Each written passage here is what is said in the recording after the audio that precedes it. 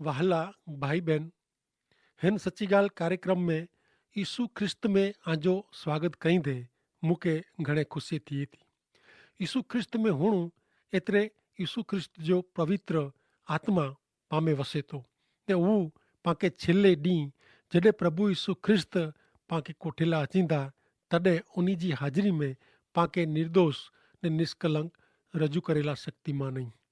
पां थेसालोनिके समाज मंडल के लखल बीजे पत्र जे पहले अध्याय में आया आहियूं। संत पाउल पहली कलम में ज यीशु ख्रिस्त जे सेवक तरीके पंहिंजो नम्र चरित्र रजू कईं था। प्रभु यीशु त्रिएक ईश्वर जा हिकिड़ा अंग तरीके यूहान अनुसार शुभ संदेश जे 10वें अध्याय जी 29वीं कलम में कोरो चवनि था। सुनो, यूहान 10मों अध्याय ने 29वीं कलम। मुंहिंजा पिता मूंखे जेको सौंपियो हुयो उहो मिणी करता महान आहीं ने मुंहिंजे पिता जी संगत से उहो कोई छिनी सघे थी आहे न। कहिड़ो अजैब जहिड़ो अभय वचन जेको उन जो सुणे था ने उन जो वचन पारीए था, उन खे कहिड़ो अभय वरदान। प्रभु यीशु जे सॼे शुभ संदेश में कृपा ने शांति ही ॿ घणे महत्व जा शब्द आहिनि। थेसालोनिकी जे समाज मंडल जे विश्वासी के पाउल संबोधन जी पूर्णाहुति हिन शब्द से करे थो। नेरियो कलम 2 बीजो थेसालोनिकी पहलो अध्याय ने 2 कलम। ईश्वर पिता ने प्रभु यीशु ख्रिस्त आके शांति ॾियो। मित्र, जो ऐं ईश्वर जी कृपा जो अनुभव कयो हुयो तव्हांजो उद्धार थी वियो आहे।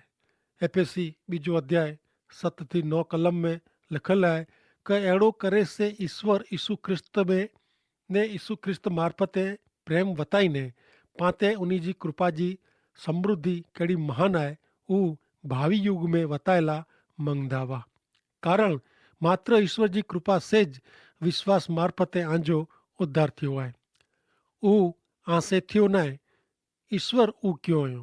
तंहिंला इनमें वॾाई करे जहिड़ो कीअं न आहे, कारण उहो आंजे पंहिंजे प्रयत्न जो परिणाम न आहे।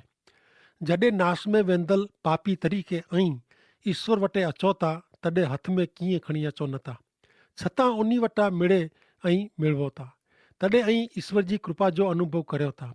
ईश्वर आके उद्धार ॾिए था। ईश्वर जी भेट सार्वकालिक हमेशह ला ने हमेश जे जीवन लाइ आहे। आके उन बख़्शिश क भेट माटे कीअं करे जो न आहे।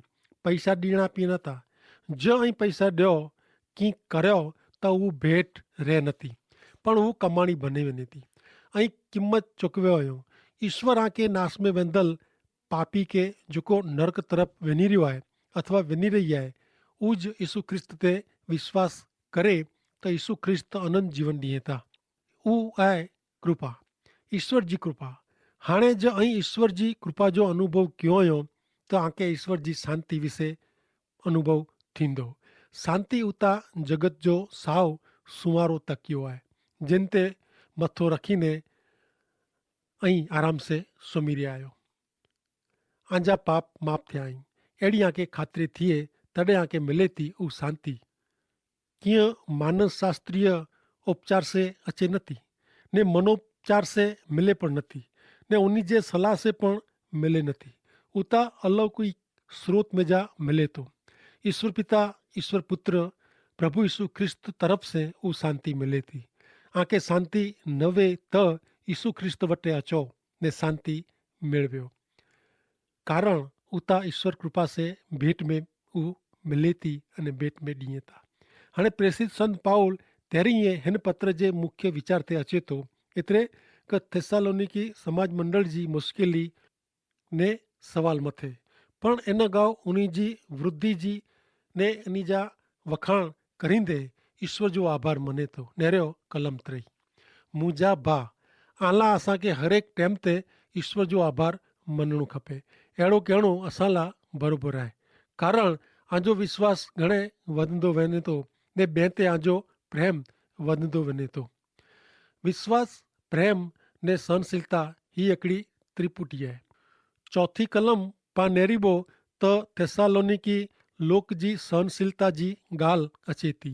ही त्रोय भाववाचक शब्द आहिनि, पण इनके शर्मिट में मिलाईने मजबूत बनाईने वाट में हलदे करे जो आहे।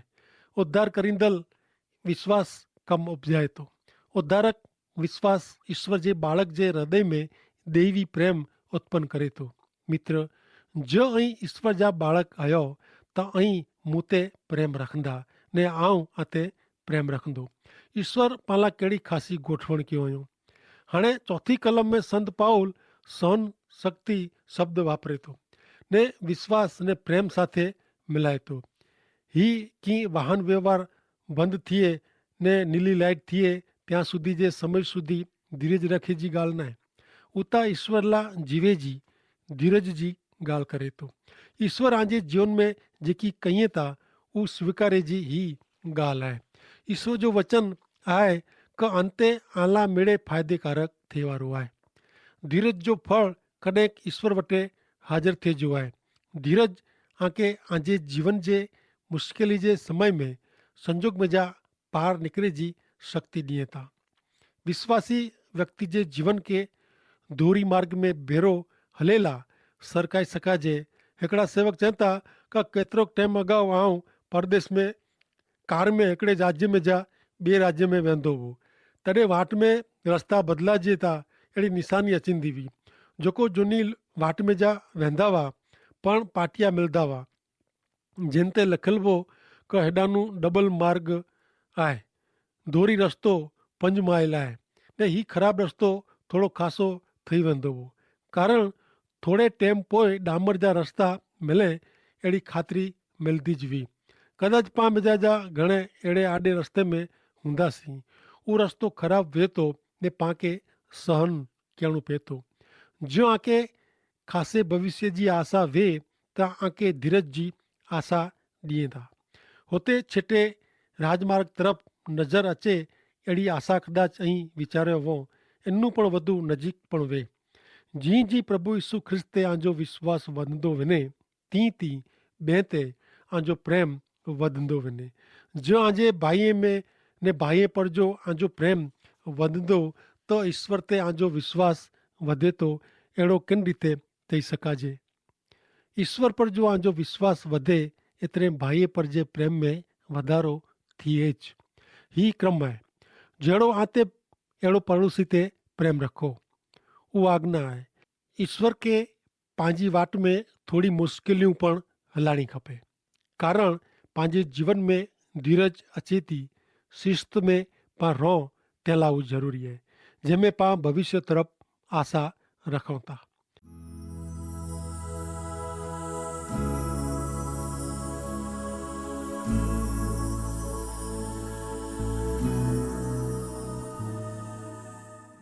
हाणे नेरियूं बीजो थेसालोनिकी समाज मंडल के लिखल पत्र पहलो अध्याय ने चौथी कलम। मिड़े हैरानगति ने डुख में जा पसार थी विया छतां ऐं उहो सहन करियो था ने विश्वास रखो था। तंहिं लाइ असीं ईश्वर जे समाज मंडल में आला राजी थियूं था। ईश्वर जे राज्य जी हिन तरफ़ पाण मिणी के डुख ने सतावणी सहन करे जा जई। पण समाज मंडल तरीके पाण महाविपत्ति काल में आफत में वेंदासीं न, पण ત્યાં સુધી નંढी वॾी सतावणी अचींदी ज। जो आके कोई डुख न वे त ज़रूर की खोटो आहे। कारण ईश्वर पंहिंजे बालक के शिस्त में रखे था। घणे लोग डुख ने सतावणी से छेटो बजे जो प्रयत्न कइए था ने पंहिंजी जवाबदारी निभाई नथा। पण धीरजवान व्यक्ति ता कसौटी नीचे रहीने बोझो सहन करे थो। उन टाइम में रोमन ज़माने में थेसालोनिकी समाज मंडल जा लोग खासी साक्षी पंहिंजे जीवन जी साक्षी पूरी पाड़ींदा हुआ। थेसालोनिकी शहर रोमन वसाहत में हो ने हुते घणे लोग अचवञ करींदा हुआ जेथी होॾा जा समाचार आजू बाजू पसरी वेंदा हुआ। जॾहिं थेसालोनिकी जा विश्वासी लोग डुख ने सतावणी में जा पसार थींदा हुआ तॾहिं उन्ही जो विश्वास ने धीरज जी ॻाल्हि हरेक जॻह ते सुणंदी हुई।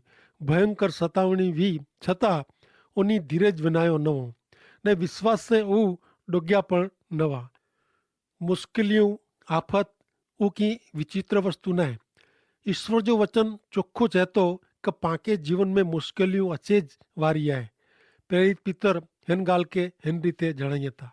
पहलो पितर जो पत्र चौथो अध्याय 12 ते 13 कलम में कुर चए था सुणो। वहाला भाई बहन, આજે જીવનમાં કંઈક ખોટો થઈ રહ્યો आहे ई આતે આવડ ડોખી કસોટી મેં નવાઈ જડો સમજ્યા ન પણ એને બદલે અહીં ખ્રિસ્ત જે ડોખજા ભાગીદાર બન્યા આવ્યો તેલા આનંદ કર્યો મજા કર્યો જેથી ઓની જો મહિમા પ્રગટ થઈએ તડે આંકે ઘણે આનંદ મિલે પ્રિય મિત્ર આજે જીવનમાં કંઈક અસામાન્ય કે ખોટો થઈએ કેટલીક વાર વિશ્વાસી ફરિયાદ કરીંदा વે તા કે ઈશ્વર કોલાય મૂકે જ ડોખ ડીએ તા ને મૂકે જ ડોખ ॾिनो અથવા मुंह ते हलायो बे कंहिंखे अहिड़ो ॾोख नथा ॾिए अहिड़ी फरियाद बराबरि न आहे आके ॾोख जेको सहन करणा पवनि था इनमें ऐं हिकला न आहियो भेरो सथवारो आहे पहलो पितर चौथे अध्याय जी 13वीं कलम में पाण वाचियो तीअं पितर पांखे ॾोख में आनंद करे जो चवनि था कारण पाण प्रभु यीशु जे ॾोख जा भागीदार बनिया आहियूं जेथी यीशु ख्रिस्त जो महिमा प्रगट थिए तॾहिं आके घणे आनंद मिले संत पितर विश्वासीअ खे चेतवणी पण ॾिए था कारण केतिरीक वार पेन खे मुश्किली में रखी ॾिए था 15वीं कलम नेरियो पहलो पितर चौथो अध्याय ने 15वीं कलम हिते चए था क खूनी चोर गुनेगार अथवा ॿिए कमकाज में धंधे में दख़ल करींदड़ तरीक़े आम मिजाजे कंहिंखे पण सजा થઈ ખપે ન કોઈ વિશ્વાસી ખોટું બોલે अप्रमाणिकता जो कारण मुश्किली में अची पे अहिड़ी बाबत में ॾोख सहन करे में कोई आशीर्वाद न आहे अहिड़े ॾोख से धीरज वधे नथी उता जाणी કરીને ઊભો કરેલો ॾोख आहे पितर अॻियां वधंदे 16वीं कलम में कोन चवनि था कि ख्रिस्ती आहियो तंहिंसे सहन करींदा हुओ त शर्माजा न पण ऐं ख्रिस्त जो ना धारण कयो आहियो तंहिं लाइ ईश्वर जो आभार मनो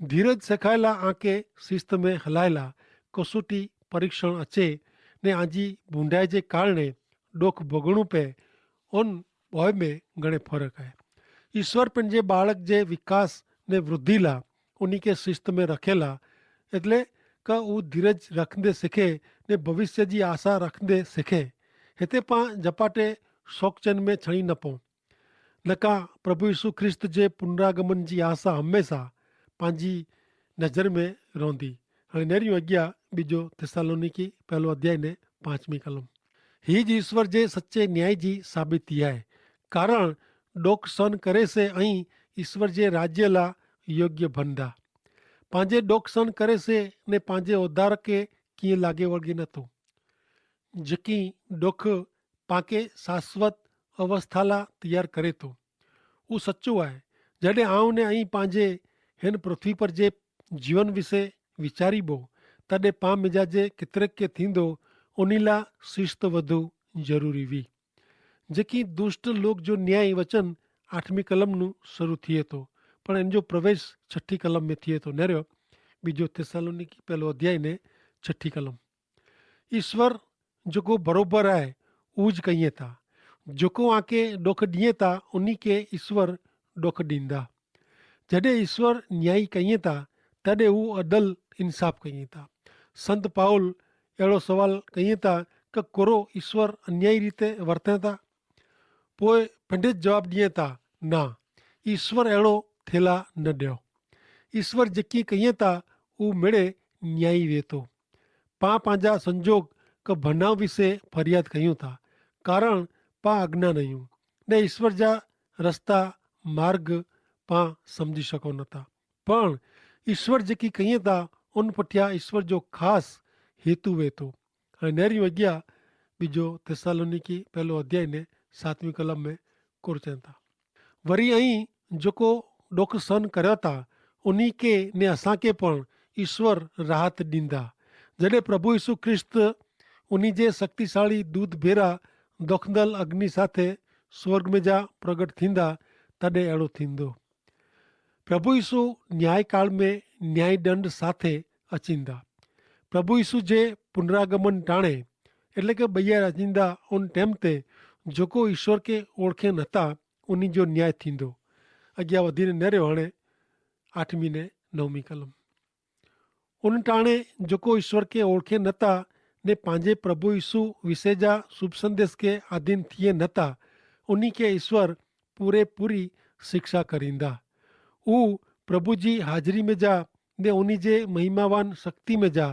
अलग रहंदा ने सर्वकालिक नाश जी शिक्षा भोगविंदा।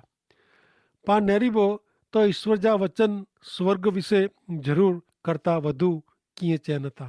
कदाच हिकिड़ो कारण उहो आहे कि उहो एतिरो अजाइब आहे कि पाण इन जी कल्पना पण करे सघूं नथा। ॿियो कि उहो ईश्वर अहिड़ो पण इच्छे नथा कि पाण स्वर्ग जे वीचार में अहिड़ा बनी वञो था कि पाण पृथ्वी पर जे जीवन लाइ नकामा थी वञो। पाण स्वर्ग तरफ़ नेरींदे नेरींदे पृथ्वी ते पण रहिजो आहे ने नेरेजो आहे। हिते पृथ्वी पर जे पंहिंजे जीवन जो ख़ासि हेतु आहे ने पाण उहो हेतु पूरो कयूं, अहिड़ी ईश्वर जी इच्छा आहे। बाइबल स्वर्ग विषय घणे ओछो उचारे थो त नास में वेंदल जी अवस्था अथवा नर्क जे ॾुख विषय पण उहो घणे ओछो चए थो। उहो एतिरो भयंकर आहे कि पवित्र आत्मा इन ते पर्दो पाड़ी रखियो हुयो। अधूरी जानकारी कि बदिले जी भावना संतोषेला हिते कीअं न आहे। जॾहिं ईश्वर न्यायी ॾंड खणी अचनि था तॾहिं हू बदिले जी भावना से खणी अचनि था। मात्र उता ईश्वर जो न्याय पवित्रता प्रगट करेला आहे। नर्क विषय पंहिंजी जाणे जी इच्छा संतोषेला बाइबल में कीअं मिले नथो, पण जेकी लिखी में आयो आहे उता चेतवणी पूरतो आहे, ख़ासि कीअं चवाणो न आहे। इन जो अर्थ अहिड़ो न आहे कि नर्क पकी हक़ीक़त न आहे। हक़ीक़त में त प्रभु यीशु ख्रिस्त ॿिए कोई करता नर्क विषय घणे चयो हुयो। नर्क भयंकर पीड़ा भरपूर वास्तविक जॻह आहे। इन बारे में आऊं कीअं कल्पना करेला मङा नथो, फ़क़्ति हिते जेकी लिखी में आयो आहे उहो जंहिंखे चवां थो। अॼु नर्क जी ॻाल्हि खिले जहिड़ी लॻे थी, पर इन जो अर्थ अहिड़ो न आहे कि नर्क जी हयाती न आहे। पंहिंजी मान्यता घणे बार पाला ख़ासा अहिड़े वीचारे जी उपज वे थी, जीअं कि लोक जी सामान्य मान्यता अहिड़ी हुई कि हिटलर यूरोप खे युद्ध में खणी वेंदो न ने इनखे दोखंदल आग में नहीं विझे, पण हिटलर सामान्य मान्यता खे खोटी पाड़े।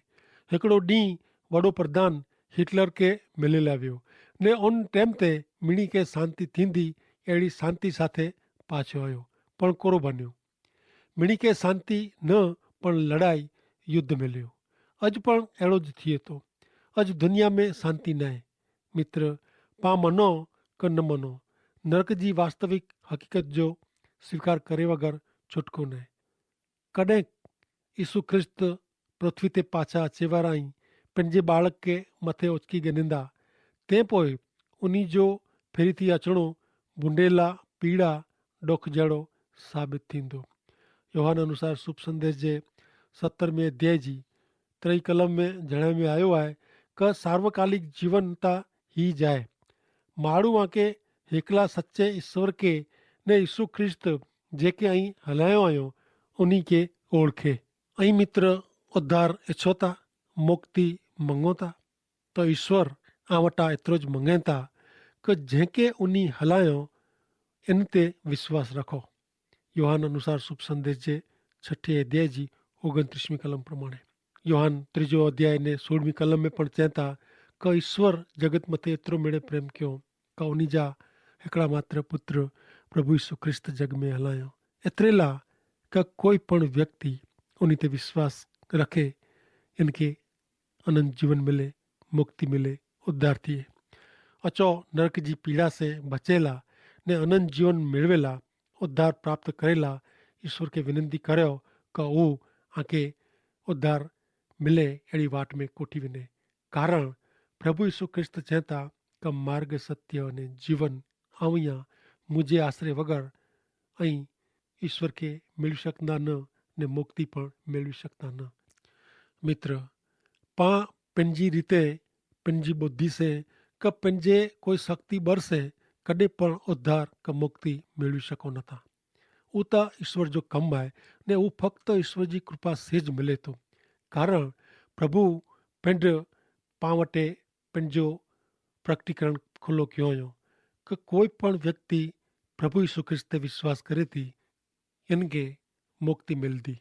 तो मित्र, पाण खे फ़क़्ति વિશ્વાસ કરે છે ને ઈસુ ખ્રિસ્ત જે માર્ગ મેં હલે છે મુક્તિ પા મિલી શકે હતી અને તેલા ઈશ્વર પિતા જા મહાન વચન બાઇબલ પાલા એક આશીર્વાદ રૂપ ઈશ્વર જા વચન दिए था तो मुख जी आके विनंती है तो आ वटे जो बाइबल न वे तो अँ बाइबल मंगाएंगे नो ने अँ प्रेम संदेश ना जो पण पुस्तक मंगाएंगे नो कि जेथी करीने आके ईश्वर विषे ने मुक्ति विषे વધુ ખાસ રીતે અહીં સમજી શકો ને માર્ગ સત્ય અને જીવન જા સ્વામી પ્રભુ ઈસુ ખ્રિસ્ત કે પ્રાપ્ત કરી શકો અને તે માટે ઈશ્વર પિતા કે આશીષ દો આમીન.